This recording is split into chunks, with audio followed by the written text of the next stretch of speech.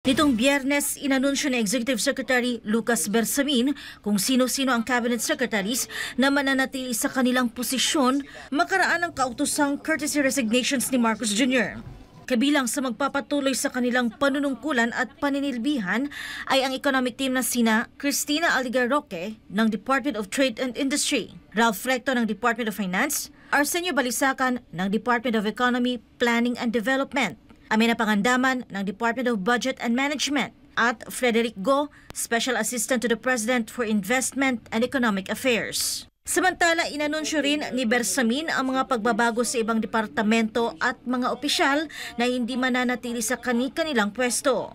Si Energy Secretary Rafael Lutilla ay ililipat sa Department of Environment and Natural Resources bilang bagong kalihim, kapalit ni Maria Antonia Yulo Loizaga.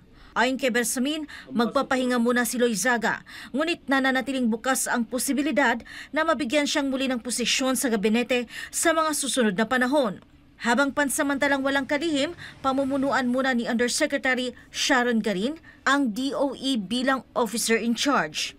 Samantala sa Department of Human Settlements and Urban Development Secretary Jerry Acuzar ay itatalaga bilang Presidential Advisor for Pasig River Development na may ranggong sekretary.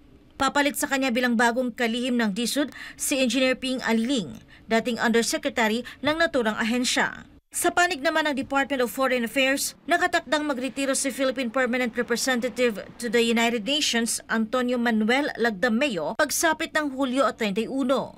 Papalit sa kanya si DFA Secretary Enrique Manalo, habang si dating Ambassador at Foreign Affairs Undersecretary Tess Lazaro ang itatalaga bilang bagong kalihim ng DFA simula rin sa Hulyo 31. Sa kabilang banda, tinanggihan ni Marcos Jr. ang courtesy resignation ni Executive Secretary Lucas Bersamin.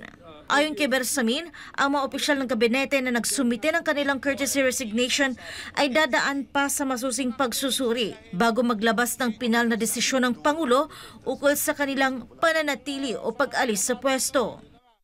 Yung mga ibang aksyon sa courtesy resignations ng ibang cabinet secretaries, in the coming days, pagkakaroon ng more careful evaluation. Ang urgent kasi itong economic team. Maybe after Wednesday, there will be more announcements to be made. Ibinunyag din ng opisyal na umaabot na sa 52 opisyal ng pamahalaan ang nakapagsumite ng kanilang courtesy resignation. Para sa Diyos at sa Pilipinas kong mahal, Cresilyn Catarong, SMNI News.